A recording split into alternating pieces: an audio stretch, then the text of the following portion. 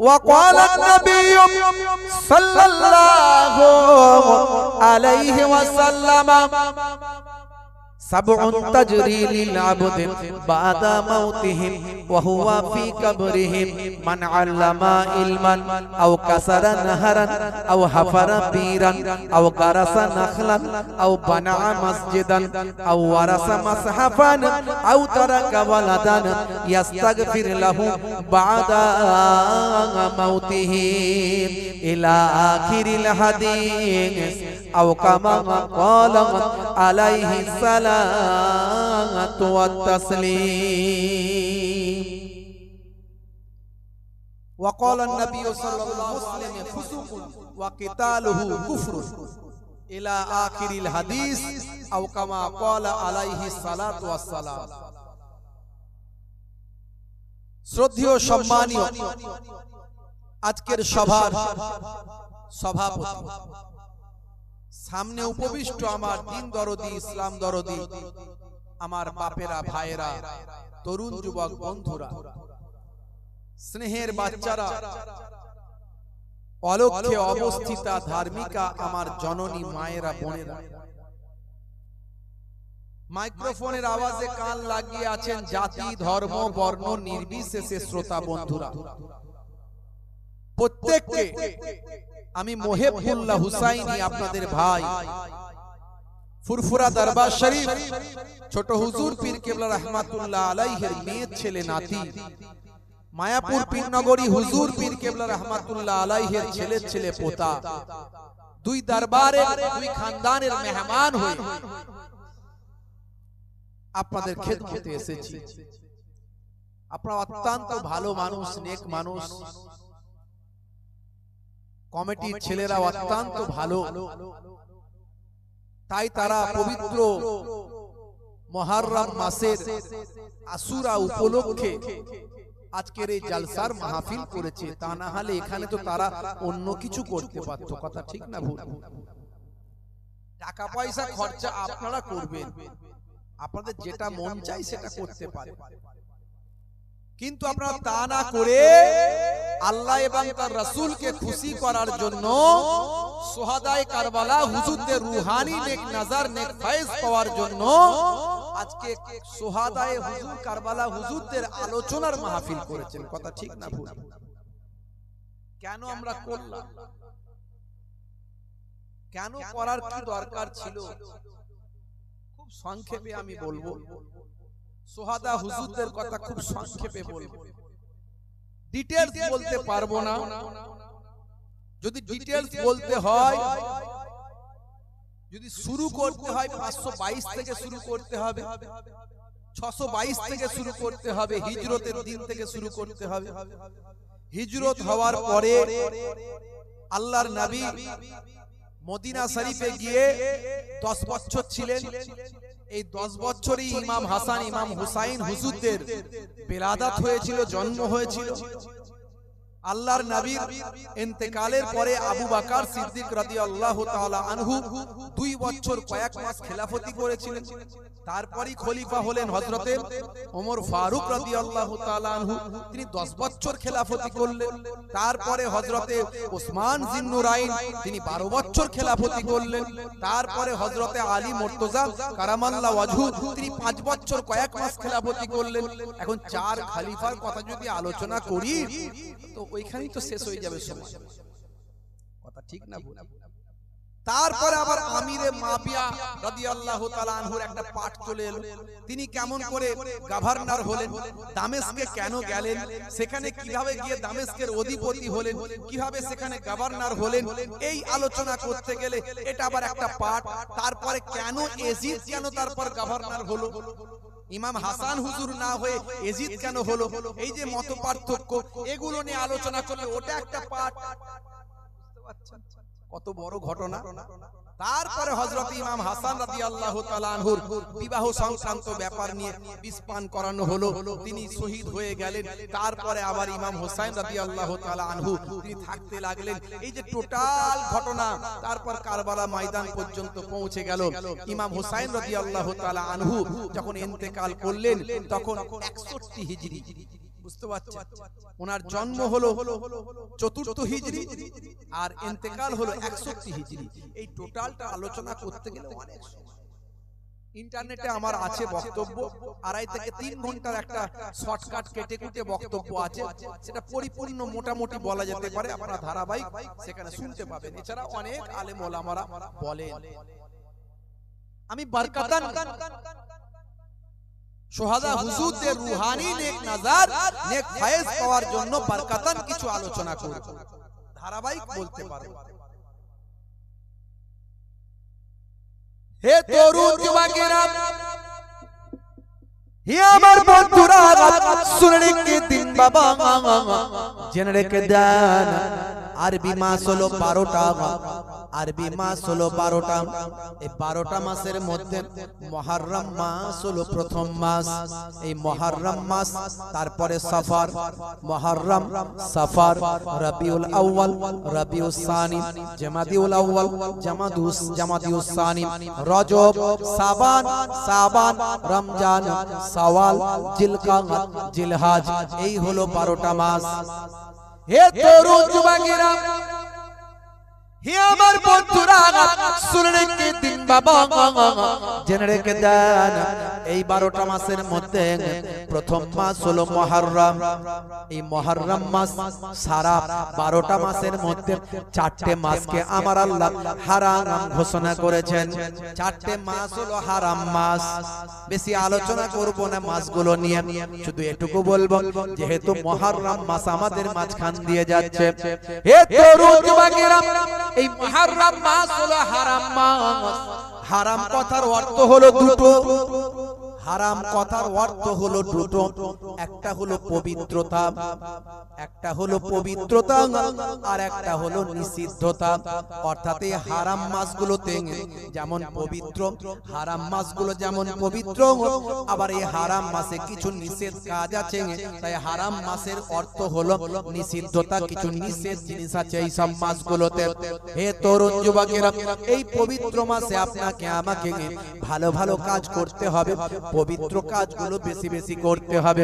বেশি বেশি নামাজ, বেশি বেশি তেলাওয়াত, বেশি বেশি দান খায়রাত, বেশি বেশি সাদকা, বেশি বেশি রোজা, বেশি বেশি কোরআন পড়া, বেশি বেশি আল্লাহর মাহবুব বান্দাদের জীবন জিন্দেগি আলোচনা করা, বেশি বেশি ইসলামের নীতি আদর্শগুলো নিজেদের জীবনে বাস্তবায়িত করা। এই পবিত্র মাসে এগুলো কাজ। হে তরুণ যুবকেরা, আর নিষিদ্ধতা বলতে কি? নিষিদ্ধতা মানে এই মাসেতে কোন রকম মারপিট চলবে না, এই মাসেতে কোন রকম দাঙ্গা ফাসাদ চলবে না, এই মাসেতে কোন রকম অন্যায় কাজ করা চলবে না, এই মাসেতে কোন রকম অপরাধ করা চলবে না, এই মাসেতে কোন রকম অশ্লীলতা করা চলবে না। অন্য মাসেও চলবে না, কিন্তু এই মাসে আরো স্পেশাল ভাবে, কঠিন ভাবে নিষিদ্ধ। কারণ এই মাসে কোনো অপরাধ করা চলবে না, কোনো খুন খারাপি চলবে না। হে তরুণ যুবকেরা, কিন্তু মুসলমান আমরা কতটা মানি? বুকে হাত দিয়ে ভাবুন। লেজে পা পড়লে সঙ্গে সঙ্গে অন্যায় কাজ শুরু করে দিই, কথা ঠিক না ভুল? ভালো করে তাকিয়ে দেখুন তো সারা পৃথিবীর দিকে। এই মাসে কি, আমি অমুসলিমদের কথা বাদ দিলাম, মুসলিমদের দিকে তাকিয়ে দেখুন। এই মাসে যে আল্লাহর নবী যুদ্ধ বিগ্রহ, মারপিট, দাঙ্গা হাঙ্গামা, অশান্তি করা নিষেধ করেছেন, এই মাসে মুসলমান মানে কি লড়াই করছে না করেনি? মারপিট করে কি করেনি? যুদ্ধ করে কি করেনি? খুন খারাপি করে কি করেনি? মুসলমান অশ্লীলতা করে কি করেনি? একটু ভালো করে চিন্তা করে দেখুন। আসলে এই মাসের গুরুত্ব আমরা তেমন ভাবে দিই না। হে তরুণ যুবকেরা, একটুখানি ভাবতে হবে। এরই জন্য আমরা বিপদের মধ্যে আছি, এরই জন্য আল্লাহ আমাদের উপর নারাজ হয়ে গেছেন, আমাদের দোয়া কবুল হয় না, কারণ আমরা আল্লাহ নির্দেশনা পরিপূর্ণ ভাবে মানি না। আজকে তাকিয়ে দেখুন বাংলাদেশের দিকে, সেখানে আজ পর্যন্ত সন্ধ্যা পর্যন্ত খবর দেখলাম 50 জনেরও বেশি মানুষ তারা মারা গেছে। ভারতবর্ষের চ্যানেলগুলো খবর করছে, এবিপি আনন্দের মতো নিউজ বলছে 50 জনেরও বেশি মারা গেছে, শত শত মানুষ আহত হয়েছে। এখন বলুন তো মারছে কারা, মরছে কারা? মারছে কারা, মরছে কারা? মারছেও মুসলমান, মরছেও মুসলমান। ব্যাপারটা কি নিয়ে? হে তরুণ যুবকেরা, একটা আইন নিয়ে, একটা সংরক্ষণ নিয়ে, একটা রিজার্ভেশন নিয়ে। হে তরুণ যুবকেরা, ছাত্ররা বলছেন কোন রকম কোঠা চলবে না, রিজার্ভেশন চলবে না, কোন রকম রিজার্ভেশন করা যাবে না, কোন রকম সংরক্ষণ করা যাবে না, সবাই সমান। ছাত্ররা বলছে সবাই সমান, কোন রকম স্পেশাল কারোর জন্য রিজার্ভেশন রাখা যাবে না। ইসলাম কি বলছে? ইসলাম বলছে পিছিয়ে পড়া মানুষকে এগিয়ে নিয়ে আসতে হবে। তুমি যদি একটু রিজার্ভেশন কারোর জন্য করো, সেটা পিছিয়ে পড়া মানুষের জন্য রিজার্ভেশন করো, পিছিয়ে পড়া মানুষকে এগিয়ে নিয়ে আসো, সমতা বিধান করো। ইসলাম ইকুয়ালি বিশ্বাস, সমতা বিধানে বিশ্বাস। বাংলাদেশে যেটা হচ্ছে সেটা হলো কিছু কম বেশি প্রায় 56% শুধু কোঠা রাখা আছে, এদের জন্য কোঠা, ওদের জন্য কোঠা। ভাইরা আমার, ছাত্ররা বলছে এটা কেন হবে? এই কোঠা আন্দোলন করতে গিয়ে সারা বাংলাদেশে আজকে ভাই আমার কিছু কম বেশি 40, 50, 60টা জেলাতে আজকে লড়াই চলছে, প্রতিরোধ চলছে, আন্দোলন চলছে, গুলি গলা চলছে। ভাই কাদের গুলি হচ্ছে, কারা মরছে? যারা গুলি করছে পুলিশ মহাশয় যারা আছেন, পুলিশ বাবুরা যারা আছেন, তাদেরই ঘরে সন্তানরা তো কেউ না কেউ ছাত্র। ছাত্ররা তো ভুল করতেই পারে, ছাত্রদেরকে ডেকে নিয়ে এসে বোঝাতে হবে। এত দূর এগোনোর তো দরকার ছিল না। কথা ঠিক না ভুল? ভাইরা আমার, মাননীয় প্রধানমন্ত্রীকে আমি সম্মান করি, তিনি একজন মেরিট মানুষ, মেধা তার অনেক, কিন্তু বিষয়টাকে এত দূর বাড়তে দেওয়া তার তো উচিত হয়নি। তিনি আরো আগে কন্ট্রোল করতে পারতেন। এই কোঠা নিয়ে যখন এত বড় আন্দোলন হচ্ছে, গুলি কাকে মারছেন, কতজন মারা গেল? আবু সাইদ বলে একটা ছেলে, আপনারা দেখেছেন ইন্টারনেটে ভাইরাল, বুকটাকে পেতে দিয়েছে, বলছে চালাও গুলি, আর সত্যি গুলি চালিয়ে দিয়েছে। মারছে মুসলমান, মরছে মুসলমান। হাই রে হাই, কোরআন বলছে ইন্নামাল মুমিনুনা ইখওয়াতুন, মুমিনরা হলো একে অপরের ভাই। ফাসলিহু বাইনা আখাওয়াইকুম, যখন দ্বন্দ্ব হবে ইসলাহ করো, বসে ফয়সালা করো। বন্ধুরা আমার, তরুণ যুবকেরা আমার, মুরব্বিয়ানেরা আমার, এই এতগুলো মানুষ মারা যাচ্ছে, এখন দাউ দাউ করে বাংলাদেশ জ্বলছে, কত গাড়ি ঘোড়া সব পুড়ছে, তার রেস পৃথিবীর বিভিন্ন জায়গাতে ছড়িয়ে যাচ্ছে, বিদেশের মাটিতেও সেখানেও প্রতিবাদ হচ্ছে, এমনকি আমাদের কলকাতাতেও হয়েছে। আপনারা দেখেছেন। বন্ধুরা আমার, তরুণ যুবকেরা আমার, ছাত্রদেরকে বলবো উগ্রতা বর্জন করুন। আর বাংলাদেশের যদি প্রশাসনের কাছে আমার কোনো খবর পৌঁছায়, আমার বক্তব্য পৌঁছায়, আমি বলবো যে আপনারা তাড়াতাড়ি দ্রুত কোঠা প্রথা বাতিল করুন। কোঠা প্রথা বাতিল করে সবাইকে ইকুয়াল করুন। যদি একান্ত কোঠা দিতে হয়, তাহলে অর্থনৈতিকভাবে পিছিয়ে পড়া মানুষদের অর্থনৈতিকভাবে দেখে বিচার করে তাদের এগিয়ে নিয়ে আসার ব্যবস্থা করুন। কিন্তু এইভাবে রিজার্ভেশন বাতিল করে ছাত্রদের কথা মান্যতা দিন, কারণ ছাত্ররাই হলো আগামী দিনের ভবিষ্যৎ। আজকে মারছে মুসলমান, মরছে মুসলমান। ইমাম হুসাইন রাদিয়াল্লাহু তাআলা আনহু কারবালা হুজুরদের, শুহাদা হুজুরদের শহীদ করেছিল কারা? বুকে হাত দিয়ে বলুন তো দেখি, কারা শুহাদা হুজুরদের শহীদ করেছিল? কারা কারা শহীদ করেছিল? ইয়াজিদ বাহিনী, ইয়াজিদের দল, উবাইদুল্লাহ বিন জিয়াদের দল। তারা কারা? তারা কোনো খ্রিস্টান ছিল না, তারা কোনো ইহুদি ছিল না, তারা কোনো অমুসলিম ছিল না, তারা সব মুসলমান ছিল।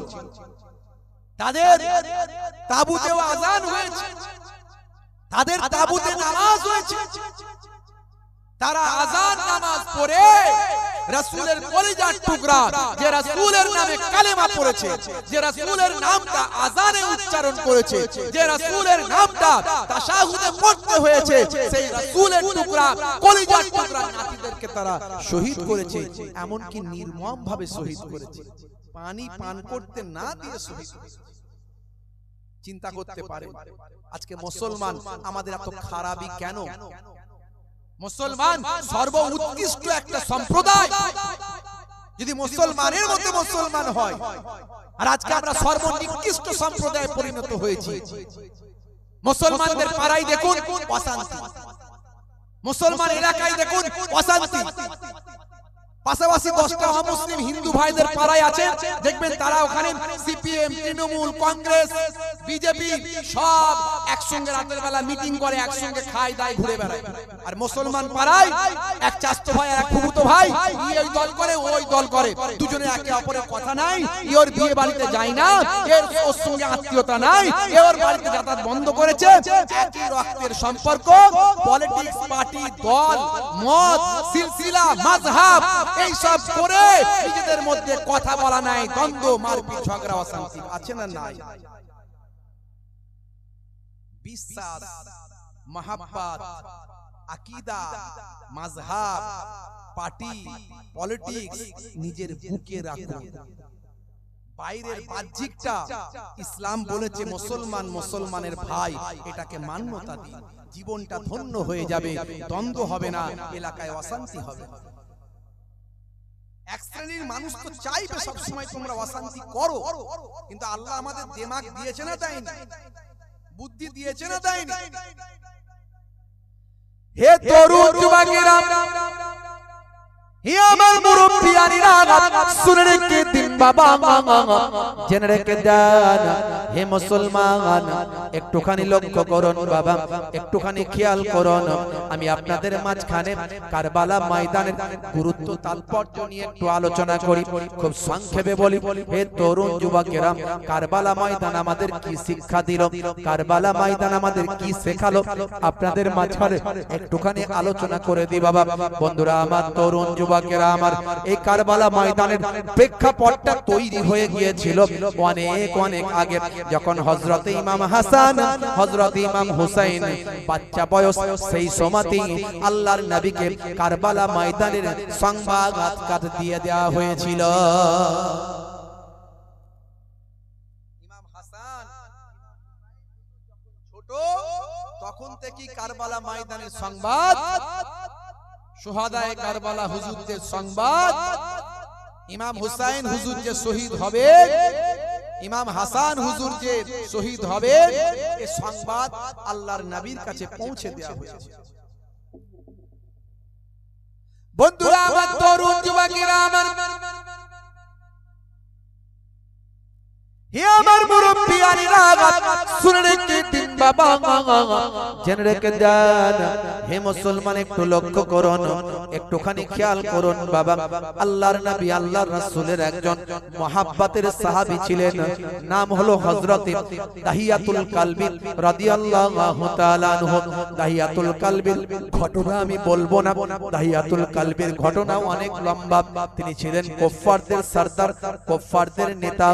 এই নেতা হওয়ার কারণে মানুষকে, ভাইরা আমার, তরুণ যুবকেরা আমার, মুরব্বিয়ানিরা আমার, এই নেতৃত্ব নেওয়ার কারণে তাকে জীবনে অনেক অন্যায় কাজ করতে হয়েছিল। একে তো ইসলাম তখন তারা মানতে পারেনি, ইসলামের নীতি আদর্শ তখন মানেনি, দয়ার নবীর সোহবত তিনি পাননি। তার আগের কথা বলছি, জীবনে সারাটা জীবন ধরে পাথরকে খোদা বলে মেনেছেন, পাথরের কাছে সিজদা করেছেন, পাথরকে খোদা বলে মেনেছেন। হে তরুণ যুবকেরা, শুধু তাই নয়, জীবনে তিনি, ভাই আমার, তৎকালীন যুগে কন্যা সন্তান জন্ম হওয়া মানে মহা অন্যায় হয়ে যাওয়া। কন্যা সন্তানের জন্ম হওয়া মানে পিতা যেন মুসিবতের মধ্যে পড়ে যায়, তাই বেশিরভাগ মানুষ কন্যা সন্তানকে জ্যান্ত হত্যা করত। হে তরুণ যুবকেরা, হে আমার মুরব্বিয়ানিরা, আর এই জ্যান্ত হত্যা করার, ভাই আমার, দায়িত্বটা গোত্রের নেতা, দলের নেতার উপর বর্তাত। যিনি দলের নেতা, তাকেই কন্যা সন্তানকে হত্যা করতে হতো। তার কাছে, ভাই আমার, আমার জীবিত কন্যা সন্তানকে, সদ্যজাত কন্যা সন্তানকে দলের নেতার কাছে তুলে দিত এলাকার মানুষ। এবার তুমি এই মা বাচ্চাটিকে হত্যা করে দাও। এইভাবে হে তরুণ যুবকেরা, দাহিয়াতুল কালবি জীবনে জিন্দেগিতে 70টারও বেশি জীবন্ত কন্যা সন্তানকে নিজে হাতে হত্যা করেছিল। এত বড় একজন পাপী মানুষ ছিলেন প্রথম জামানায়। কেন কন্যা সন্তান হলে, জন্ম হলে হত্যা করে দেয়? কেন? তার কারণ হলো কন্যা সন্তানকে বিয়ে দিতে হবে। কন্যা সন্তানকে বিয়ে দিতে হবে। ভাই একটু এসে ফ্যানটা একটু কাছে করে দেন না ভাই, ফ্যানে একটা হাওয়া স্পিড না, একদম মানে হাওয়া তো লাগছে, একটু কাছে করে।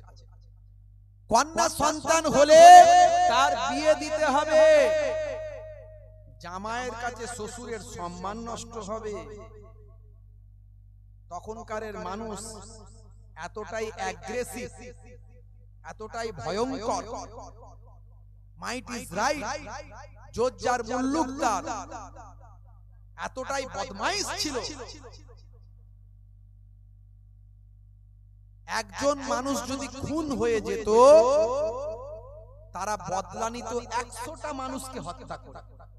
একজনের পরিবর্তে 100 জনকে হত্যা করলে তবে তাদের মন ঠান্ডা হতো, জান ঠান্ডা হতো। তখনকার যুগের মানুষ কোন অন্যায় কাজ করলে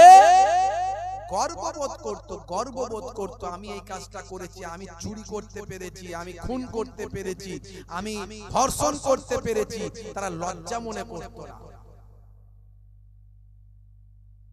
সেই সময়তে আমার আপনার নবী, দয়ার নবীকে আল্লাহ পাঠিয়েছিলেন পরিবেশ ঠিক করার জন্য।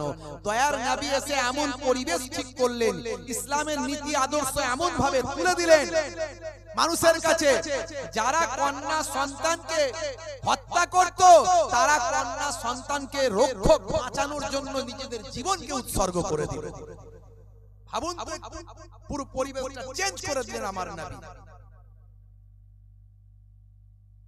যারা কন্যা সন্তানের সতীত্ব নষ্ট করত, তারা কন্যা সন্তানের সতীত্ব বাঁচানোর জন্য নিজেদের জীবনকে উৎসর্গ করে দিল।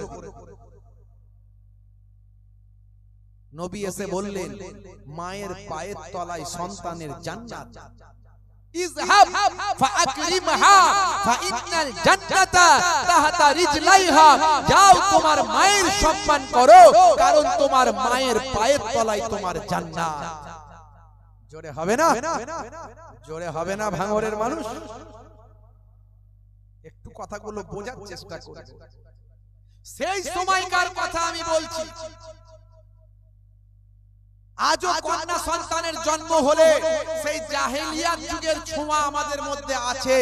অনেক পিতার মন খারাপ করে, কথা ঠিক না ভুল? মেয়ের জন্ম হয়ে গেল, ছেলে হলে ভালো হতো, আমার একটা লাঠি হতো। সর্বনাশ, ছেলের জন্ম হলে নাকি লাঠি হবে, বাপের লাঠি। যেই ছেলের বয়স 16 বছর হলো, তাকে পাঠিয়ে দিল কাজে। যা বাবা কাজ করে খা, একটু ইনকাম করে দে বাবা, আমার বয়স হয়ে গেছে। কত বয়স চাচা? বলে 42 বছর। 42 বছর বয়সে তুমি রিটায়ার নিয়ে নিলে? বলে হ্যাঁ। আর কত খাটবো? এবার ছেলেরা খাচ্ছে, ছেলেদের পয়সায় খাচ্ছে, চায়ের দোকানে বড় বড় বুকনি দিচ্ছে। ছেলেদের পয়সায় খাচ্ছে, বাপ চায়ের দোকানে বড় বড় ডায়লগ দিচ্ছে। জানো আমার ছেলে আজকে 26 ইঞ্চি টিভি কিনে নিয়ে এসেছে। উড়ি সর্বনাশ। আর ইসলাম বলেছিল, যতক্ষণ পর্যন্ত তোমার শরীরের তাকত থাকবে, যতক্ষণ পর্যন্ত তোমার শরীরের ক্ষমতা থাকবে, ততক্ষণ পর্যন্ত তুমি নিজে পরিশ্রম করো, খেটে খাও, খেটে ইনকাম করো, নিজে হাতে হালাল কামাই অর্জন করো। কখনো হারাম কামাই অর্জন করবে না। গায়ে গতরে খেটে পরিশ্রম করে যে খেলো, সে হালাল খাদ্য খেলো। জোরে হবে না? বন্ধুরা আমার, তরুণ যুবকেরা, ছেলের জন্ম হয়েছে, বাপ মিষ্টির প্যাকেট নিয়ে গোটা এলাকায় দৌড়াচ্ছে, মিষ্টি খাও, মিষ্টি খাও, আমার ছেলে হয়েছে, আমার ছেলে হয়েছে। আমি অত বেশি হয়েও না খুশি, অত বেশি হয়ো না খুশি, ওই ছেলে বড় হলে মারবেই তোমায় খুশি। খুশি না হয়ে বরং ছেলেটাকে কি করে মাদ্রাসায় দিয়ে মানুষের মতো মানুষ করব এই চেষ্টা করো। নবী বলছেন আও তারাকা ওয়ালাদান ইস্তাগফির লাহু বাদা মাউতিহি, নেক সন্তানের জন্ম হলে ওই নেক সন্তান যদি পৃথিবীতে রাখতে পারো, এই ওই নেক সন্তানের ওসিলায় বাম্মা কবরে পড়ে পড়ে কিয়ামত পর্যন্ত সওয়াব পেতে থাকবে। এটা হলো সাদকায়ে জারিয়া। তোমার সন্তানটাকে ছোটবেলায় মাদ্রাসায় দাও, মক্তবে দাও, ছোট্টবেলায় একটুখানি তাকে আল্লাহর কালামুল্লাহ পাক শিখিয়ে দাও, নামাজ শিখিয়ে দাও, পিতামাতার হক হুকুকগুলো শিখিয়ে দাও, মায়ের খেদমত বাপের খেদমত শিখিয়ে দাও, পাক নাপাকটা শিখিয়ে দাও, জায়েজ নাজায়েজটা জানিয়ে দাও। তারপর তোমার ছেলের ব্রেন ভালো, মাথা ভালো, বুদ্ধি ভালো, তাকে ডাক্তার করো, তাকে ইঞ্জিনিয়ার করো, তাকে হায়ার এডুকেটেড করো, তার পড়াশোনাকে চেপে রেখো না। নিজে না খেয়ে হলেও সন্তানকে পড়াও, কারণ ওই ছেলেটা বড় হয়ে যদি ডাক্তার হয়, ওই ছেলেটা বড় হয়ে যদি ইঞ্জিনিয়ার হয়, ওই ছেলেটা বড় হয়ে যদি সায়েন্টিস্ট হয়, তোমার মুখ উজ্জ্বল করবে, তোমার গ্রামের মুখ উজ্জ্বল করবে, তোমার দেশের মুখ উজ্জ্বল করবে। আর ছোটবেলায় তার মধ্যে যদি ঈমানি চেতনা দেওয়া হয়, পাক না পাক, জায়েজ না জায়েজ, হারাম হালাল, নামাজ রোজা যদি জিনিসটা যদি ঢুকিয়ে দেওয়া হয়, ওই ছেলেটার ওসিলায় বাম্মা কবরে পড়ে পড়ে কিয়ামত পর্যন্ত সওয়াব পাবে। তরুণ যুবকেরা, হে জওয়ান যুবকেরা, হে আমার বন্ধুরা, শুনে দিন বাবা, এই দাহিয়াতুল কালবি সাহাবী বাবা এত বড় একজন পাপী মানুষ ছিলেন। শুধু তাই নয়, তিনি তার নিজে হাতে নিজের কন্যাকে পর্যন্ত জীবন্ত হত্যা করেছিলেন। এই ঘটনা আপনারা জানেন, এই ফেমাস ঘটনা, অনেক আলেম ওলামারা ওয়াজ করেছে, এই কথা আমি আপনাদের মাঝখানে বলবো না। বন্ধুরা আমার, তরুণ যুবকেরা আমার, আমি যেটা বলবো, হে তরুণ যুবকেরা শুনে রেখে দেন, কারবালা ময়দানের প্রেক্ষাপট, হযরত ইমাম হাসান হুজুর ইন্তেকালের শহীদের প্রেক্ষাপট অনেক আগে ছোটবেলাতেই সংবাদটা, খবরটা আল্লাহর নবীর কাছে এসেছিল। বন্ধুরা আমার, তরুণ যুবকেরা আমার, শুনে রেখে দেন, ভাইরা আমার, মুরব্বিয়ানেরা আমার, সে হযরতে দাহিয়াতুল কালবি সাহাবী আল্লাহর নবীর সন্ধান পেয়ে যখন তার চেতনা জাগলো, যখন তার মনে হলো আমি অন্যায় কাজ জীবনে অনেক করেছি, আল্লাহর নবীর সংবাদ পেয়ে নবীর কাছে এসে আত্মশুদ্ধি করার জন্য এলো, প্রায়শ্চিত্ত করার জন্য এলো, আল্লাহর নবীর কাছে তওবা করার জন্য এলো। হে তরুণ যুবকেরা, দয়ার নবীর কাছে এসে নিজের জীবনে জিন্দেগির কথাগুলো খুলে বলল। এমন কি কেমন করে নিজের কন্যা সন্তানকে নিজে হাতে হত্যা করেছেন সেইটা তিনি খুলে বললেন। এমন করুণ হৃদয় বিদারক ঘটনা শুনে তিনি কাঁদতে লাগলেন, বলতে বলতে তিনি কেঁদে ফেললেন। আর দয়ার নবী দাহিয়াতুল কালবির মুখে ওই ঘটনাখানা শুনে নবী আমার কাঁদতে লাগলেন। আল্লাহর নবীও কেঁদেছিলেন দাহিয়াতুল কালবির ঘটনাখানা শুনে। হে তরুণ যুবকেরা, আল্লাহর নবীর কাছে হযরত দাহিয়াতুল কালবি সাহাবী বলতে লাগলেন, ইয়া রাসূলুল্লাহ, হাবিবাল্লাহ, এত বড় বড় অন্যায় করেছি, জীবনে এতগুলো বছর পাথরের কাছে সিজদা করেছি, খোদা বলে মেনেছি, আর জীবনে এতগুলো জীবন্ত কন্যা সন্তান, সদ্যজাত সন্তানকে নিজে হাতে হত্যা করেছি। হে তরুণ যুবকেরা, শুনে রেখে দিন বাবা, আল্লাহর নবীর কাছে ঝরঝর করে কাঁদতে কাঁদতে বললেন, ও দয়ার নবী, আখিরি জামানার পয়গম্বর হুজুর, বলুন বলুন, আমার জীবনে জিন্দেগির গুনাহ কি আমার আল্লাহ মাফ করবেন? আল্লাহ বলেছেন, হে দুনিয়ার মানুষ, শুনে রেখে দাও, তোমরা জীবনে যত বড় অন্যায় করে ফেলো না কেন, যদি তোমরা অনুতপ্ত হও, যদি তোমরা প্রায়শ্চিত্ত করতে চাও, যদি তোমরা ক্ষমা পেতে চাও, তাহলে আমার দরবারে ফিরে আসো। লা তাকনাতু মির রাহমাতিল্লাহ, বান্দা আমার রহমত থেকে নিরাশ হয়ে যাস না। ইয়া আইয়ুহাল্লাযীনা আমানু তুবু ইলাল্লাহি তাওবাতান নাসুহা, হে দুনিয়ার মানুষ শুনে রেখে দাও, যত বড়ই পাপ করে ফেলো না কেন, যত বড় অন্যায় কাজ করে ফেলো না কেন, যখন বান্দা আমার কাছে তাওবাতান নাসুহা করে, অন্তর থেকে যখন মাফ চায়, অন্তর থেকে যখন গুনাহ থেকে মাফি পেতে চায়, অন্তর থেকে যখন তওবা করে, আমি আল্লাহ তাআলা তার জীবনের জিন্দেগীর গুনাহগুলোকে মাফ করে দিই। জোরে হবে না? জোরে হবে না? আজকের এই পবিত্র দিনে আমরা যদি তওবা করি অন্তর থেকে, আল্লাহ নিশ্চয়ই আমাদের জীবনের গুনাহ মাফ করে দেবেন। ভাইরা আমার, তরুণ যুবকেরা আমার, দাইয়াতুল কালবি চুপ করে বসে আছেন, চুপ করে দাঁড়িয়ে আছেন। হুজুর আমার গুনাহ কি মাফ হবে? দয়ার নবী কিছু বলছেন না, আল্লাহর নবী চুপ করে আছেন, এখনো কিছু বলছেন না। কোরআন মাজিদ আল্লাহ রাব্বুল আলামিন জানিয়ে দিয়েছেন, হে দুনিয়ার মানুষ শুনে রেখে দাও, মা ইয়ান্তিকু আনিল হাওয়া ইন হুয়া ইল্লা ওয়াহিয়ুন ইউহা। আমার নবী নিজের ইচ্ছায় কোনো কথা বলেন না। হে দুনিয়ার মানুষ শুনে রেখে দাও, যতক্ষণ না আমি আল্লাহ ওহী দিয়ে না জানিয়ে দিই। জোরে হবে না? আরে জোরে হবে না? আমার আপনার নবী নিজের ইচ্ছায় কোনো কথা বলেন না। মানে নবী যে কথাগুলো বলেছেন হাদিস, সেগুলো নবীর কথা মানে কি হাদিস? সেগুলো সব আল্লাহরই কথা, নবীর মুখ থেকে বেরিয়েছে। কথা ঠিক না ভুল? ভাইরা আমার, তরুণ যুবকেরা আমার, কিছু মানুষ বলছে শুধু এই হাদিসগুলো নেব, ওগুলো নেব না। বললে ঈমান থাকবে?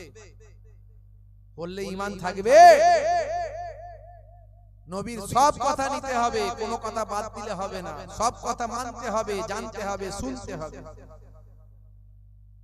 হে তরুণ যুবকেরা, হে আমার বন্ধুরা, হে আমার মুরব্বিয়ানেরা, এমন সময় ফেরেশতা জিবরাইল আলাইহিস সালাম এসে হাজির হলেন।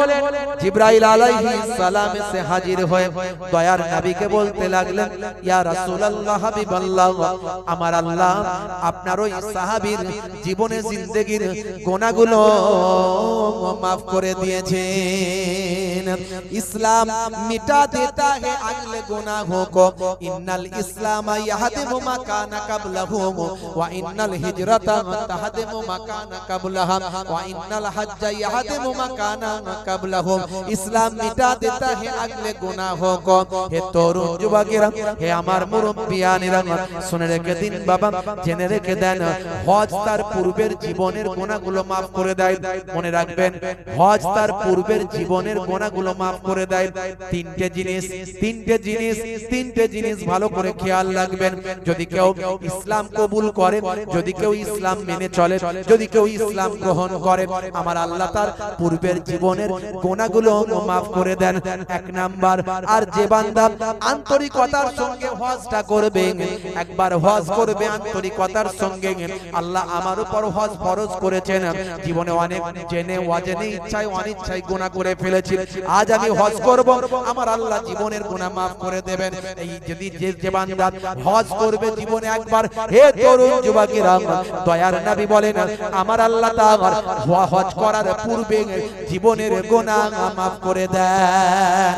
আর যদি কোনো বান্দা বান্দি ইসলামের জন্য, কোরআনের জন্য, রাসূলের জন্য, আল্লাহর জন্য, হে তরুণ যুবকেরা, দ্বীনের জন্য যদি তাকে হিজরত করতে হয়, দ্বীনের জন্য, ইসলামের জন্য, কোরআনের জন্য এক জায়গা থেকে অন্য জায়গায় চলে যেতে বাধ্য হতে হয়, একে বলা হয় ইসলামের পরিভাষায় হিজরত। যদি কেউ হিজরত করে ইসলামের জন্য, কোরআনের জন্য, নবীর জন্য, যদি কোনো বান্দাকে হিজরত করে এক জায়গা থেকে অন্য জায়গায় যেতে হয়, হিজরতের পূর্বে যত গুনাহ ছিল আমার আল্লাহ তাআলা সমস্ত গুনাহগুলো মাফ করে দেয়।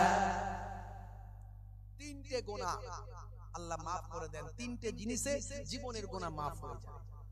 এক হচ্ছে ইসলাম যদি কেউ কবুল করে তার পূর্বের গুনাহ আল্লাহ মাফ করবে।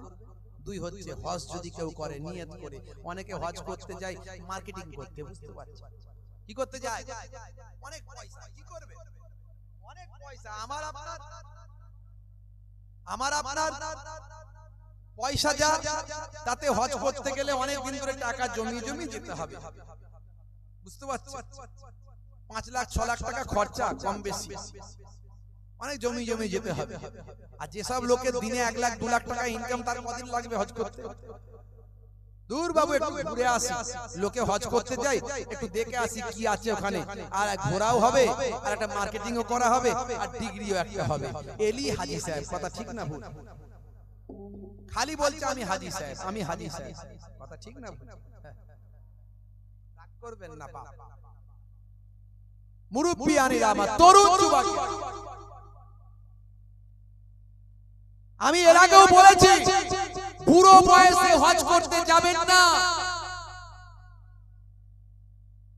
70 বছর, 80 বছর, 90 বছর বয়স হয়ে গেলে আর হজ করতে যাবেন না। যদি যান, ফাঁকা সময় উমরাতে যান, উমরা হজে যান, ঘুরে আসুন। হজের সময় মারাত্মক ভিড়। এবার আপনারা দেখেছেন কয়েক হাজার মানুষ ইন্তেকাল করেছে, কিছু কম বেশি প্রায় 1000 খানেক মানুষ ইন্তেকাল করেছে পদপিষ্ট হয়ে, দুর্বলতার কারণে, প্রচন্ড তাপে, প্রচন্ড রৌদ্রে, ঠিকমতো পরিষেবা না পাওয়ার কারণে। স্বাভাবিক, হজ মানেই তো কষ্টের জায়গা, কথা ঠিক না ভুল? আগে মানুষ হজ করতে যেত, 1 মাস 2 মাস 3 মাস সময় লাগতো, পানি জাহাজে করে যেত। লোকে ছেড়ে দিত যখন, তখন বিদায় দিয়ে দিত যে আর হয়তো দেখা হবে না। আর তিনি যখন যেতেন, চিন্তা করতেন যে আর হয়তো ফিরবো না, কাফন টাফন বেঁধে নিয়ে যেতেন, কথা ঠিক না ভুল? ওই এহরামের কাপড়ই তো কাফন হয়ে যায়। এখন 6 ঘন্টায় হজে যাচ্ছে, 6 ঘন্টা 7 ঘন্টায় হজে চলে যাচ্ছে। 70 বছর 80 বছর আল্লাহ আমাকে 2 বার নিয়ে গেছেন, আমি গিয়ে দেখে এসেছি এই ভারত, পাকিস্তান আর বাংলাদেশের মানুষদের বুড়ো না হলে হজ করতে যায় না। বুড়ো বুড়ি হবে তবে হজ করতে যায়। এবারে হজে গিয়ে এত মানুষ ইন্তেকাল করছে, ভাবতে পারবেন না। সারা জীবন ধরে যা করলো করলো, ইয়ং বয়সে যদি জিজ্ঞাসা করি হজে যাও না গো, হুজুর আমার কি হজ করার বয়স হয়েছে? ভাই বয়স হয়নি মানে? বলে হুজুর হজ করে এলে তো মেনে চলতে হবে না। তার মানে বলে হজ করে এলে হুজুর ঠিকমতো নামাজ পড়তে হবে, মিথ্যা কথা বলা যাবে না, কোন রকম অন্যায় কাজ করা যাবে না। তা তোমার মতলবটা কি বল? তার মানে তুমি হজ করতে যাওনি বলে এই অন্যায়গুলো করবে নাকি এখন? মতলব তো ভালো লাগছে না। আরে আল্লাহর নবী তো বলেছেন জওয়ানি বয়সের ইবাদতটা পয়গম্বরী শক্তিতে থাকে, জওয়ানি বয়সের ইবাদত পয়গম্বরী কুওয়াত হাসিল করে। তোমার জওয়ান অবস্থায় হজ করার কথা বলা হয়েছে। 90 বছর বয়স, 80 বছর বয়স, চলারই ক্ষমতা নাই, হজ করতে গিয়ে খালি ভাড়া নিচ্ছে, শুধু গাড়ি ভাড়া নিচ্ছে, এই ভাড়া নিচ্ছে, ওই ভাড়া নিচ্ছে, বলছে আমাকে ঘুরিয়ে দাও, আমি তওয়াফ করতে পারবো না, তুমি আমার হয়ে তওয়াফ করে নাও, নাও টাকা নাও। তাতে নিজের কাজ নিজে করা গেল, নিজে করা গেল বলে, আপনার কাজ অন্যজন টাকা নিয়ে করে দেবে। হে তরুণ যুবকেরা, হে আমার বন্ধুরা, শুনে রেখে দিন বাবা, জেনে রেখে দেন হে মুসলমান, একটুখানি লক্ষ্য করুন বাবা। হযরতে দাহিয়াতুল কালবি সাহাবী বাবা এমন সময় যখন অপেক্ষা করছেন, আমার আল্লাহর পক্ষ থেকে ফেরেশতা জিবরাইল আলাইহিস সালাম এসে হাজির হলেন। ইয়া রাসূলুল্লাহ, হাবিবাল্লাহ, আপনার সাহাবী উদাস অবস্থায় আছেন, আপনার সাহাবী তওবা পড়েছেন, আপনার সাহাবী ইস্তেগফার করেছেন। ইয়া রাসূলুল্লাহ, হাবিবাল্লাহ, আমার আল্লাহ তাআলা আপনার সাহাবীর তওবাকে কবুল করে তার জীবনে জিন্দেগীর গুনাহগুলো maaf করে দিয়েছে। জোরে হবে না? আর জোরে হবে না? হে তরুণ যুবকেরা, হে আমার মুরব্বিয়ানিরা, শুনে রেখে দিন বাবা, জেনে রেখে দেন হে মুসলমান একটু লক্ষ্য করুন এমন সময় দেখতে পাওয়া যায় দয়ার নবী বলে দিলেন বাবা তাহিয়াতুল কালবি আপনার জীবনে জিন্দেগীর গুনাহগুলো আমার আল্লাহ ক্ষমা করে দিয়েছেন maaf করে দিয়েছেন সেদিন থেকে হযরত তাহিয়াতুল কালবি দয়ার নবীর এমন আশিক হয়ে গেলেন প্রায় প্রায় দয়ার নবীর কাছে আসেন প্রায় প্রায় রাহমাতুল লিল আলামিনের কাছে আসেন প্রায় প্রায় সরকারে তো জাহাঁ সুলতানে মদিনার কাছে আসেন প্রায় প্রায় আকায়ে নামদার তাজদারে মদিনাতুল মদিনার কাছে আসেন সেই ভাই আমার তারপর থেকে দয়ার নবীর দরবারে না এলেন দয়ার নবীর চাঁদ মুখখানা না দেখলেন তাহিয়াতুল কালবি সাহাবীর মোটেও ভালো লাগে না হে তরুণ যুবকেরা আল্লাহর নবীর কলিজার টুকরা নওয়াসে রাসূল ইমাম হাসান ইমাম হুসাইন ছোট ছোট বয়স 5 বছর 6 বছর করে তখন বয়স সংক্ষেপ করে বলবো লম্বা চওড়া নয় খুবই ছোট্ট করে আপনাদের মাঝখানে আলোচনাটা করি বন্ধুরা আমার তরুণ যুবকেরা আমার মুরব্বিয়ানেরা 5 বছর 6 বছর করে হযরত ইমাম হাসান ইমাম হুসাইন রাদিয়াল্লাহু তাআলা আনহুমা হুজুরদের বয়স হযরত তাহিয়াতুল কালবি সাহাবী যখন দয়ার নবীর কাছে প্রায় প্রায় যখন আসতেন তখন বাচ্চাদের সঙ্গে তার একটা খাতির হয়ে যায় একটা মহব্বত হয়ে যায় একটা ভালোবাসা হয়ে যায় যখন দয়ার নবীর কাছে আসেন পকেটে করে একটু খাবার কিছু নিয়ে আসে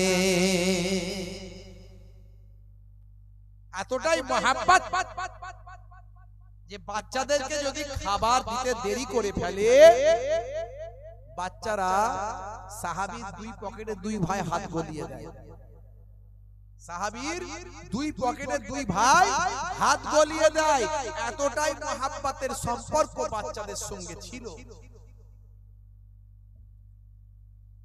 একদিনকার ঘটনা ফেরেশতা জিবরাইল আলাইহিস সালাম ওই সাহাবীর চেহারা ধরে আল্লাহর নবীর কাছে এসেছে আল্লাহর নবীর কাছে এসেছে মনে রাখবেন জিন এবং ফেরেশতারা যে কোনো সময় যে কোনো রূপ ধারণ করতে পারে চেহারা ধরতে পারে হে তরুণ যুবকেরা হে আমার বন্ধুরা শুনে রেখে দিন বাবা জেনে রেখে দেন হে মুসলমান একটু লক্ষ্য করুন সেই সময় দেখতে পাওয়া যায় হযরতে ভাই আমার ফেরেশতা জিবরাইল আলাইহিস সালাম তাহিয়াতুল কালবির চেহারাখানা ধরেছেন চেহারাখানা ধরে আল্লাহর নবীর দরবার শরীফে এসে হাজির হয়েছেন সামনে এসে বসে জরুরি আলোচনা করছেন জরুরি কথাবার্তা বলছেন বাচ্চারা দুই ভাই দুই দিক থেকে দেখছেন নানা জানের সাহাবী এসেছেন কিন্তু আমাদের খাবার তো এখনো দিচ্ছেন না হয়তো তিনি ভুলে গেছেন অন্য দিনের মতো প্রত্যেকদিন যখনই আসেন যখনই তিনি নানা জানের দরবারে আসেন তখনই আমাদের আগে খাবারটা বের করে দেন কিন্তু আজকে তিনি আবার খাবার দিচ্ছেন না মাঝে মাঝে এরকম ভুলে যান আমরা ভুলে গেলে তো পকেটে হাত গলিয়ে খাবার বের করি ভাই হাসান ভাই হুসাইন মনে হয় আজকে ভুলে গেছেন চলো চলো নানা জানের ওই সাহাবীর পকেটে হাতটা গলিয়ে দিয়ে খাবারটা বের করে নিন হে তরুণ যুবকেরা হে আমার বন্ধুরা শুনে রেখে দিন বাবা জেনে রেখে দেন এইভাবে দুই ভাই ছোট ছোট বাচ্চা ভাই আমার দোস্ত আমার 6 বছর 5 বছর করে বয়স বন্ধুরা আমার সেই সময় হযরত ইমাম হাসান ইমাম হুসাইন রাদিয়াল্লাহু তাআলা আনহুমা দুই ভাই আলোচনা করে নানা জানের ওই সাহাবী হযরত তাহিয়াতুল কালবি মনে করে আল্লাহর নবীর সামনে গিয়ে ফেরেশতা জিবরাইল আলাইহিস সালামের পকেটে হাতটা গলিয়েছে জোরে হবে না জিবরাইল ফেরেশতার পকেটে হাত গলিয়েছে জিবরাইল ফেরেশতার কতটা মর্যাদা বলুন নূরের তৈরি ফেরেশতার ফেরেশতাদের নেতা হলেন জিবরাইল ফেরেশতা পৃথিবীতে যত পয়গম্বর এসেছে যত নবী এসেছে সমস্ত নবীদের কাছে নবুয়ত রিসালাত নিয়ে এসেছেন ফেরেশতা জিবরাইল আলাইহিস সালাম আমার আপনার নবীকে মেরাজে নিয়ে যাওয়ার সময় সিদরাতুল মুনতাহা পর্যন্ত ফেরেশতা জিবরাইল আলাইহিস সালাম সঙ্গে ছিলেন কত বড় মর্যাদা জিবরাইল ফেরেশতা সেই জিবরাইল ফেরেশতার পকেটে হাত গলিয়েছে ইমাম হাসান ইমাম হুসাইন রাদিয়াল্লাহু তাআলা আনহু হে তরুণ যুবকেরা, হে আমার বন্ধুরা, শুনে রেখে দিন বাবা, জেনে রেখে দেন। হে মুসলমান, একটু লক্ষ্য করুন। ফেরেশতা জিবরাইল আলাইহিস সালাম অবাক হয়ে গেলেন। ব্যাপারটা কি? আল্লাহর নবীর চেহারার দিকে তাকালেন।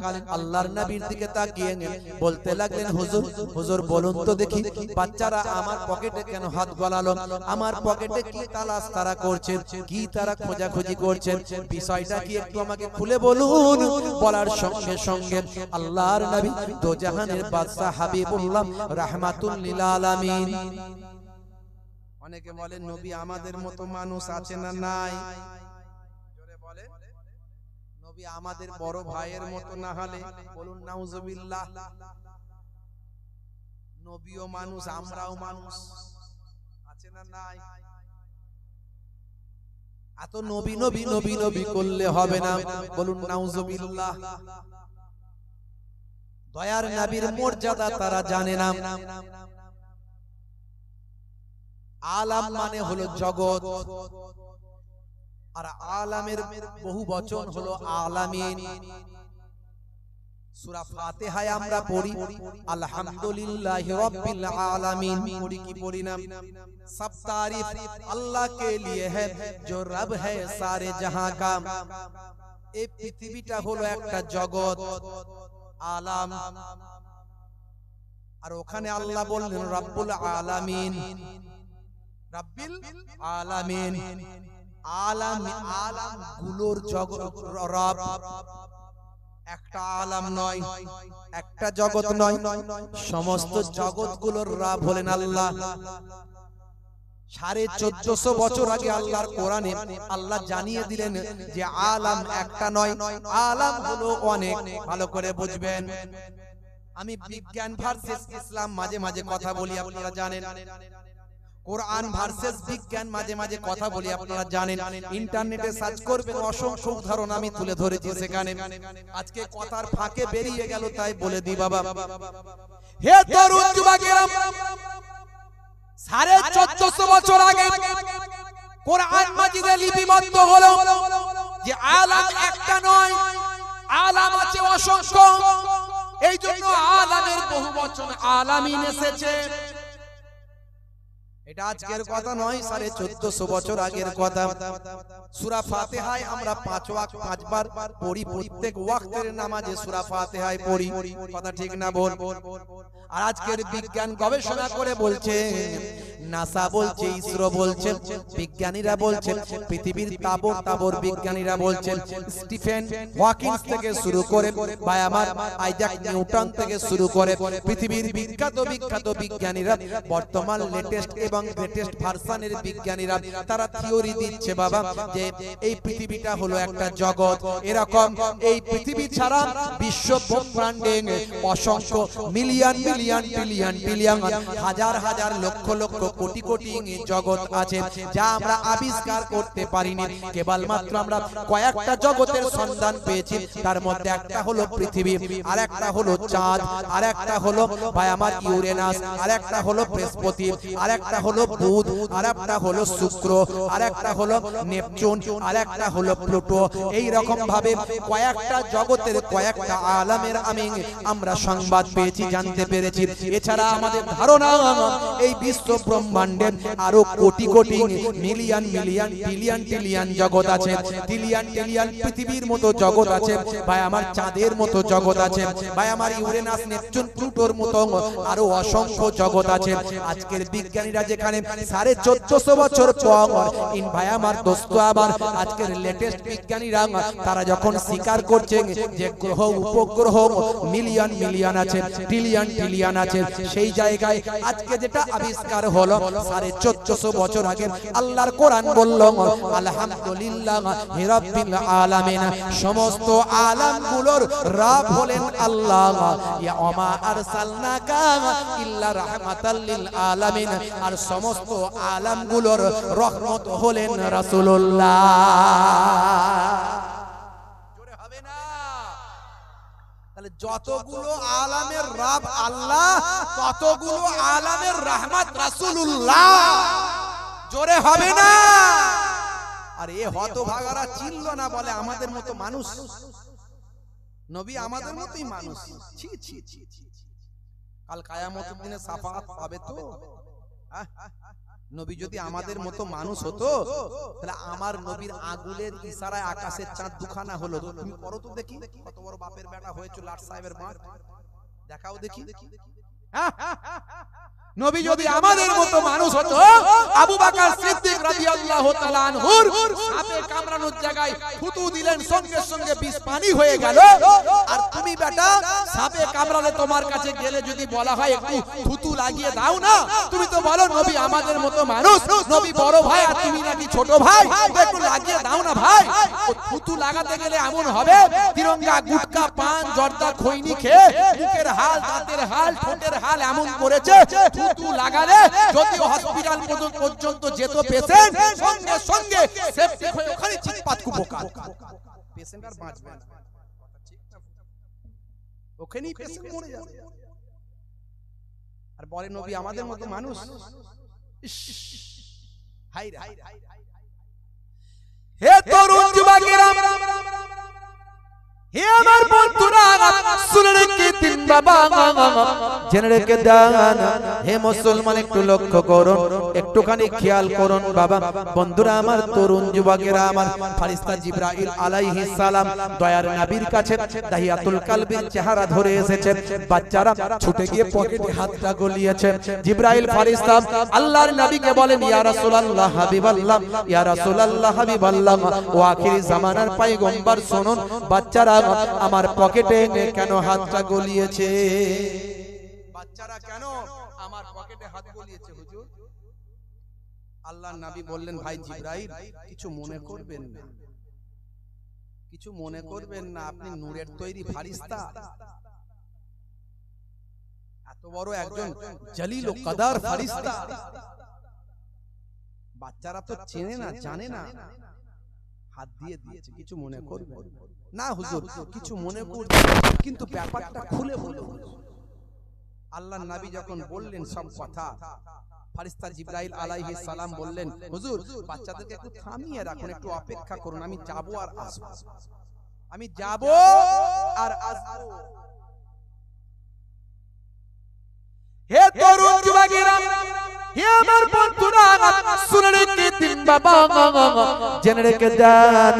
হে মুসলমান একটু লক্ষ্য করুন, এমন সময় ফেরেশতা সালাম কোথায় যেন গায়েব হয়ে গেলেন, কয়েক মুহূর্তের জন্য চলে গেলেন, কয়েক মুহূর্তের জন্য গিয়ে আবার কয়েক মুহূর্ত পরে তিনি ফিরে আসলেন। এবারে যখন ফিরে এলেন, কিছু টাটকা ফল আঙ্গুর নিয়ে আল্লাহর নবীর কাছে এলেন। আল্লাহর নবী আখিরি জামানার পয়গম্বরকে বললেন, ইয়া রাসূলুল্লাহ হাবিবাল্লাহ, বাচ্চাদের একটু ডাকুন, বাচ্চাদের ডেকে নিয়ে এসে আপনার জানুতে একটু বসান, আপনার জানুতে বসিয়ে একটু এই টাটকা ফলগুলো বাচ্চাদের একটু খাওয়ান। আমি জিবরাইল একটু নিজের চোখে অবলোকন করি, নিজের চোখে একটু আমি দেখি। আল্লাহর নবী জিবরাইল ফেরেশতার কথা শুনে দয়ার নবীর কলিজার টুকরা দুইজন নওয়াসায়ে রাসূলকে ডাক দিলেন, ভাই হাসান এদিকে এসো, ভাই হোসেন এদিকে এসো। দুইজন বাচ্চারা ছুটে ছুটে নানা জান করে এলো।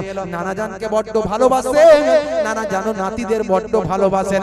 এ তরুণ যুবক, দুইজন বাচ্চাকে নিজের জানুতে বসালেন। দয়ার নবী রাহমাতুল লিল আলামিন দুই জানুতে বসিয়ে টুকটুক করে টাটকা তাজা ফলগুলো নিজের নূরওয়ালা হাতেতে খাওয়াতে লাগলেন। ফেরেশতা জিবরাইল আলাইহিস সালাম মনোযোগ দিয়ে তাকিয়ে আছে, দেখছে, মনোযোগ দিয়ে তাকিয়ে আছে, দেখছে। আল্লাহর নবী বললেন, ভাই জিবরাইল এই এমন করে কি দেখছেন, এমন করে কি দেখছেন? আল্লাহর নবীকে ফেরেশতা জিবরাইল আলাইহিস সালাম সেই সময় বলেছিলেন, ইয়া রাসূলুল্লাহ হাবিবাল্লাহ, আমি এটাই দেখছি, আমার আল্লাহ বাচ্চাদের তাকদীর কত বুলন্দ করেছেন, আমার আল্লাহ বাচ্চাদের কিসমত কত বড় করেছেন, আমার আল্লাহ বাচ্চাদের তাকদীর সম্মান কত ইজ্জত কত বুলন্দ করেছেন। এই বাচ্চারা, এই দুইজন বাচ্চা, আয় আমার হাবিব, আয় আমার নবী, আয় আমার পয়গম্বর, শুনে রেখে দিন, জেনে রেখে দিন, এই বাচ্চাদের তাকদীর আল্লাহ কত বড় করেছেন।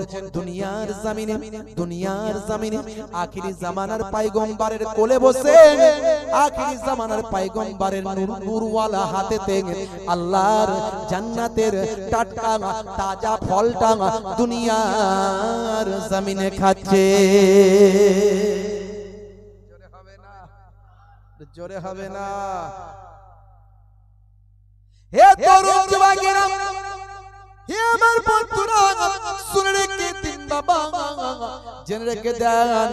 কিন্তু হুজুর বলবো কি, শুনে রেখে দিন, জেনে রেখে দিন, এই হাসান ইমাম হুসাইন আপনার দুইজন নাতির তাকদীর আল্লাহ কি লিখে রেখেছেন, এটা আপনাকে জানিয়ে দেওয়ার জন্য আল্লাহ জানিয়েছেন।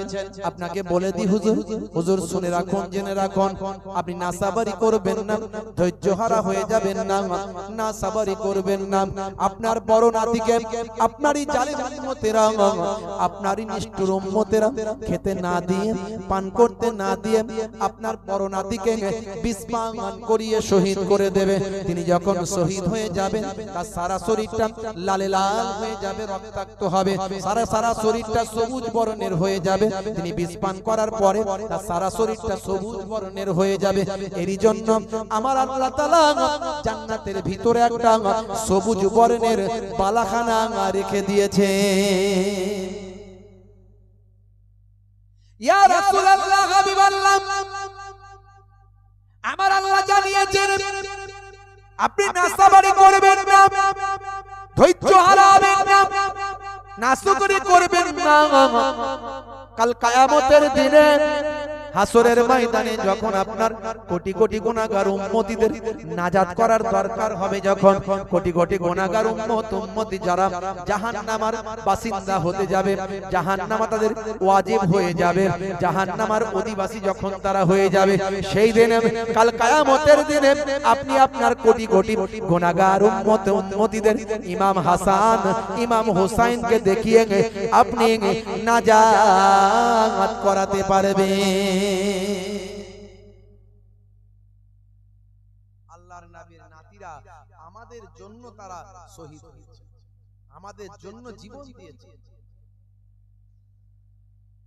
দাদা হুজুর কেবলা দোয়া চেয়েছে, কবুল হয়েছে, কথা ঠিক না? দাদা হুজুর কেবলা দোয়া চেয়েছে, কবুল হয়ে গেছে।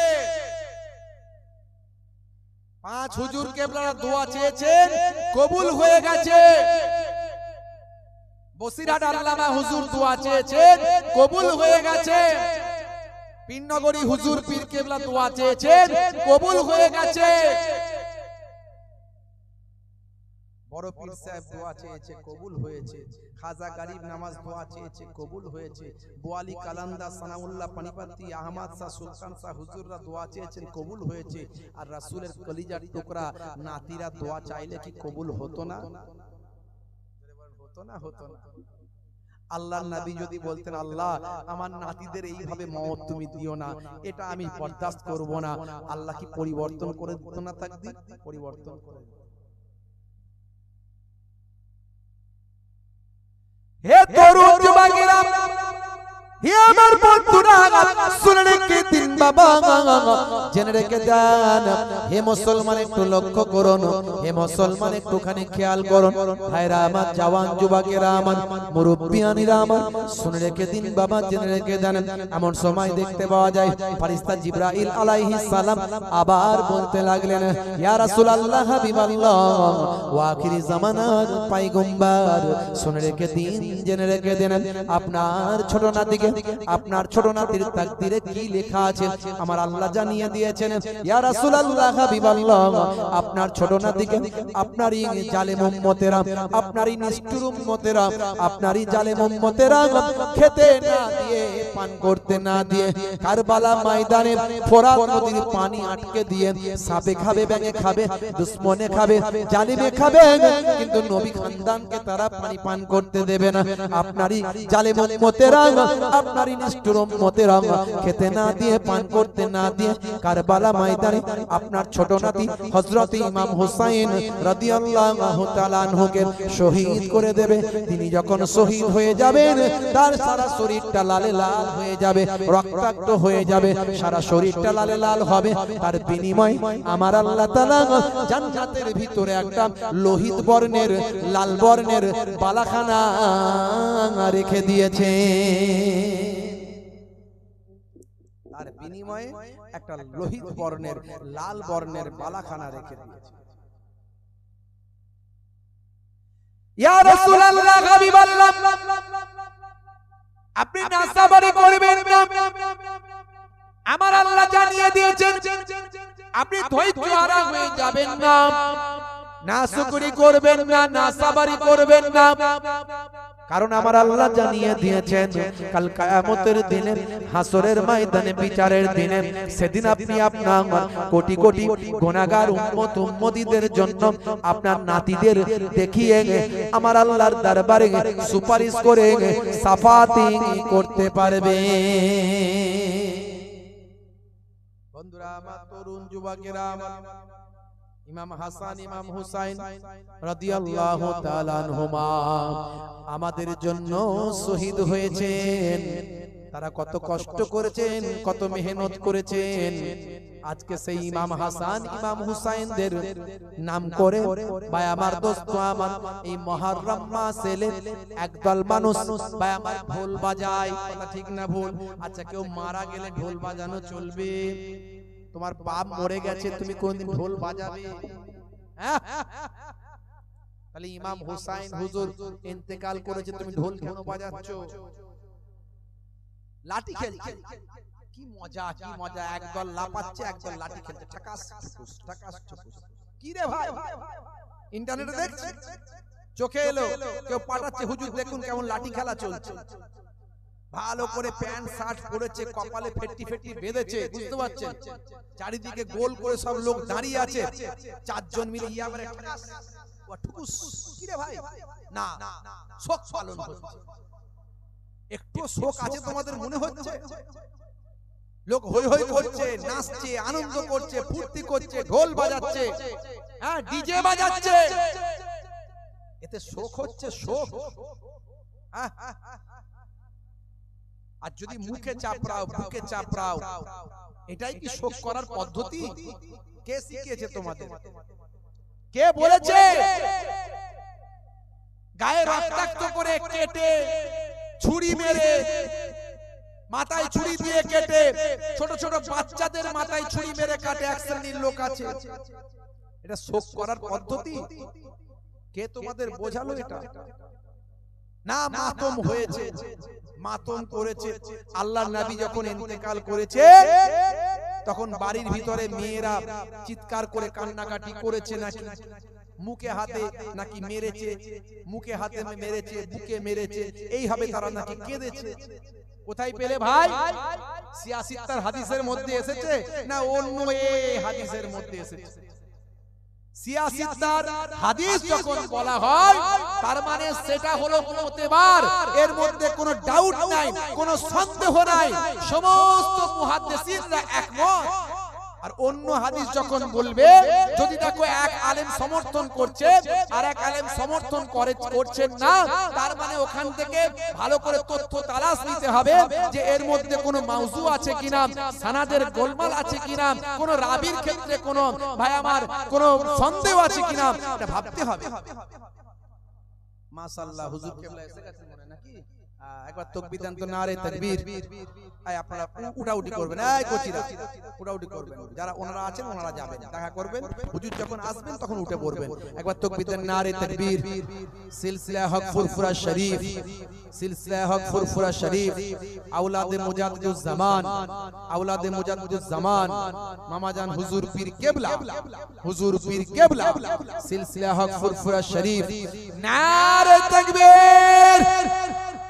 ভাইরা আমার, তরুণ যুবকেরা আমার, মাশাআল্লাহ হুজুর কেবলা ঠিক টাইমে আসবেন ইনশাআল্লাহ। আলোচনা আমি তখনই শেষ করে দেব, হুজুর কেবলা আসা পর্যন্ত। খুব লম্বা চওড়া নয়, সংক্ষেপে একটুখানি বলছি। ভাইরা আমার, তরুণ যুবকেরা আমার, মুরব্বিয়ানেরা আমার, লক্ষ্য করুন, সেই মুহররম মাসকে নিয়ে, সেই আশুরার দিনকে নিয়ে এক শ্রেণীর মানুষ কিভাবে শোক জ্ঞাপন করে দেখলে অবাক হয়ে যাবেন। অথচ সহিহ হাদিসের মধ্যে এসেছে, ডাইরেক্ট বুখারী শরীফ এবং মুসলিম শরীফের হাদিসের মধ্যে এসেছে, আল্লাহর নবী বলেন, আমি ওই মানুষদের মধ্যে থেকে নয়, আমি আমার ওরা উম্মত নয়, আমি তাদের মধ্যে থেকে নয় যারা কেউ মারা গেলে মুখে মারে, বুকে মারে, মুখে চর মারে, কাপড় ছিঁড়ে ফেলে, এদের মধ্যে থেকে আমি নয়।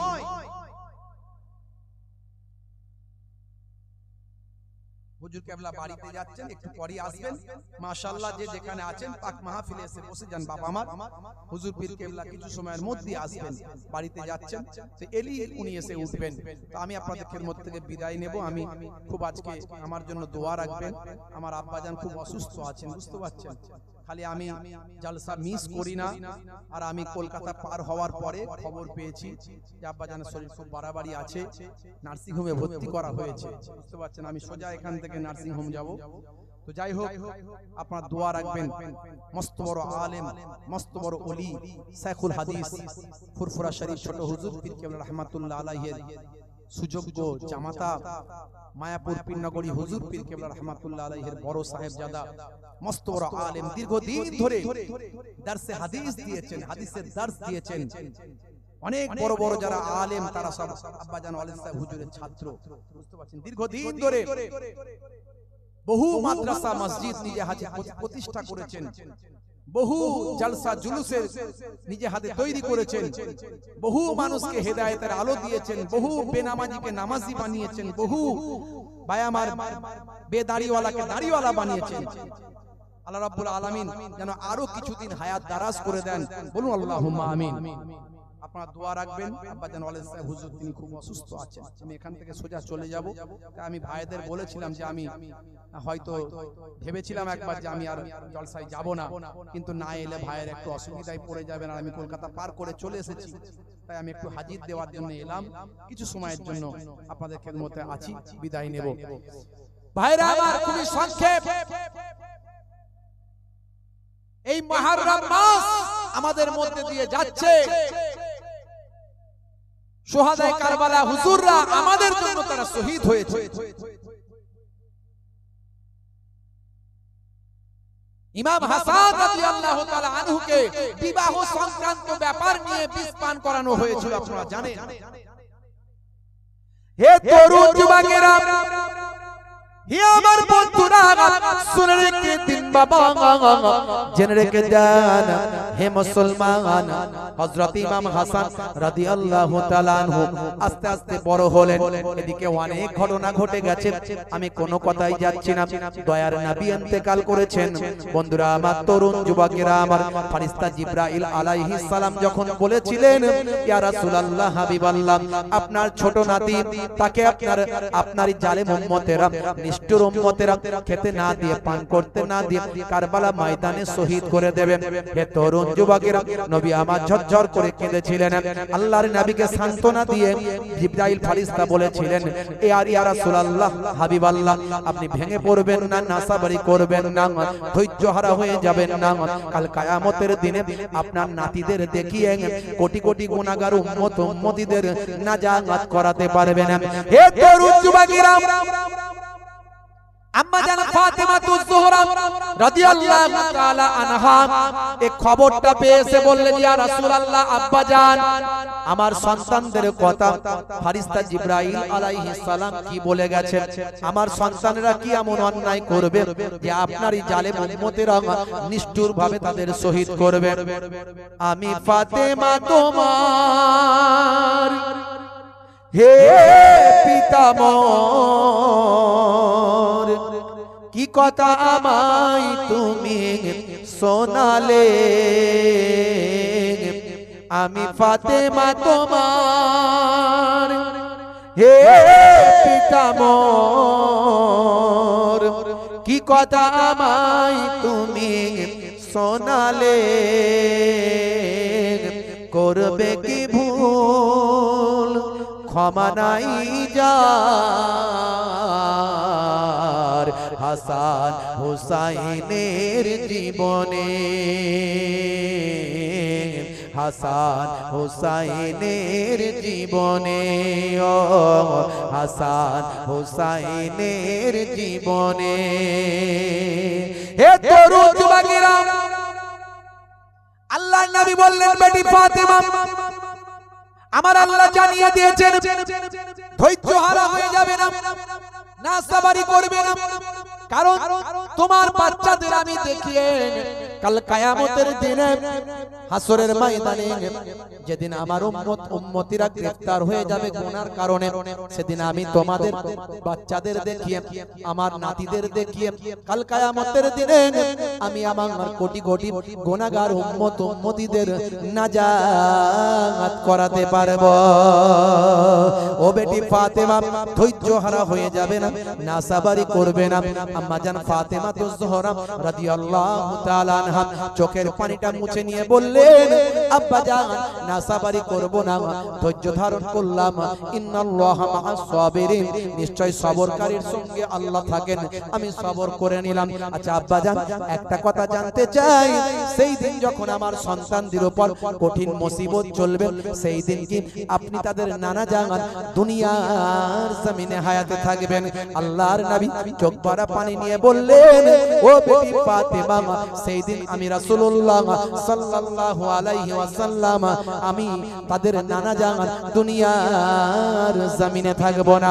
আল্লাহর নবীকে আম্মা জান ফাতেমা আরো বলেছিলেন, ও আমার আব্বা জান আচ্ছা বলুন তো দেখি, যেদিন আমার বাচ্চাদের উপর এমন মুসিবত চলবে, সেই দিন কি আপনার জামাতা শেরে খোদা আসাদুল্লাহিল গালিব হযরত আলী মুর্তজা কারামাল্লাহু ওয়াজহু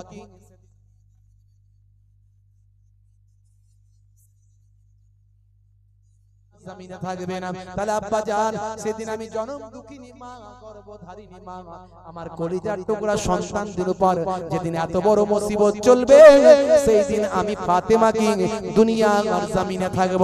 আল্লাহর নবী চোখ ভরা বেদনা, চোখ ভরা পানি, বুক ভরা বেদনা নিয়ে বললেন, ও বেটি ফাতেমা শুনে রেখে দাও, সেই দিন তুমিও দুনিয়ার জমিনে থাকবে না।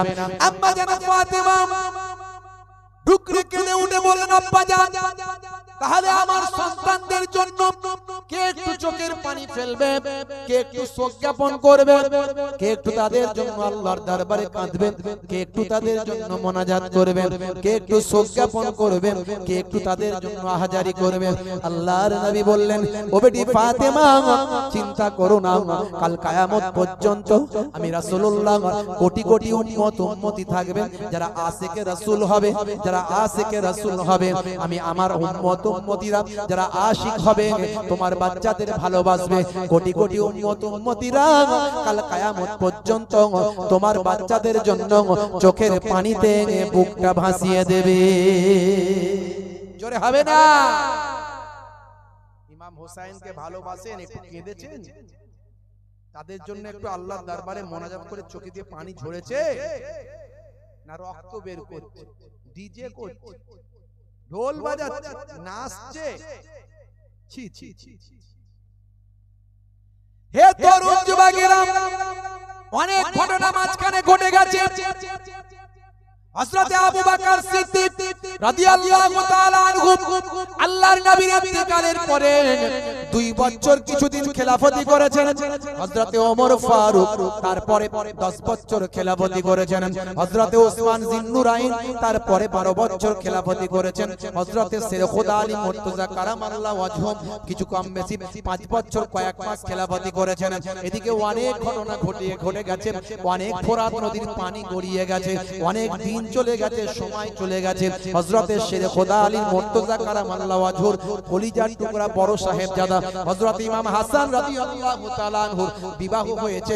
ভাই আমার, বিবাহ সংক্রান্ত সমস্যা দেখা দিয়েছে, বারবার বিবাহ সংক্রান্ত সমস্যা নিয়ে হযরত ইমাম হাসান রাদিয়াল্লাহু তাআলা আনহুকে জীবনে অনেকবার বিস্পান করানো হয়েছে। বিয়ে শাদী একটা ভাইটাল জিনিস, কথা ঠিক না বল? ইসলাম বলছে বিবাহকে সহজ করো, বিবাহকে সহজ করো, সহজে যাতে মানুষ বিবাহ করতে পারে, বিবাহকে জটিল করে ফেলো না। কদিন ধরে ইন্টারনেটে দেখছিলেন না, একটা বিবাহ ঘুরপাক খাচ্ছিল, অনন্ত আম্বানি, দেখেছেন না? হ্যাঁ, রাধিকা মার্চেন্ট, অনন্ত আম্বানি, রাধিকা মার্চেন্ট। অনন্ত কার ছেলে জানেন? মুকেশ আম্বানির ছেলে। 115 বিলিয়ন মার্কিন ডলারের মালিক তিনি। মুম্বাইয়ে যে বাড়িটা আছে, 6খানা ফুটবল গ্রাউন্ড নিয়ে, ফুটবল গ্রাউন্ড দেখেছেন তো কত বড় হয়, এরকম 6খানা ফুটবল গ্রাউন্ড নিয়ে 27 তলা বাড়ি। ওই বাড়ি থেকে ঝুলন্ত বাগান, বাগান ঝুলছে, শূন্য ভেসে আছে বাগান, শূন্য ভেসে আছে ঝর্ণা, বাড়ির উপরে 3খানা হেলিকপ্টার একসঙ্গে নামতে পারে, 3টে হেলিপ্যাড, 27 তলা বিল্ডিং। আর কি বলবো, কোটি কোটি কোটি টাকার মালিক। বিবাহ করালো সন্তানের, যার খরচ হলো 7,000 কোটি টাকা। অনন্তের বাপের আছে, খরচ করেছে, আমার বাপের নাই, করেনি। কথা ঠিক আছে, মিটে গেল, কথা মিটে গেল। সে তো আর আমার ইসলামের বিধান মেনে চলে না, তার ব্যাপারটা আলাদা, করতেই পারে, আমার কোনো আপত্তি নাই, তাকে নিয়ে আমি কোনো মন্তব্য করছি না। শুধু জাস্ট একটা উদাহরণ দিচ্ছি, কারণ সমাজে অনেক ইফেক্ট করেছে এই বিয়েটা। যেখানে অনন্ত আম্বানির বাড়ি, মুকেশ আম্বানির বাড়ি, নীতা আম্বানির বাড়ি, সেখান থেকে কিলোমিটার দূরে ধারাবি বলে একটা বস্তি আছে, যে বস্তিতে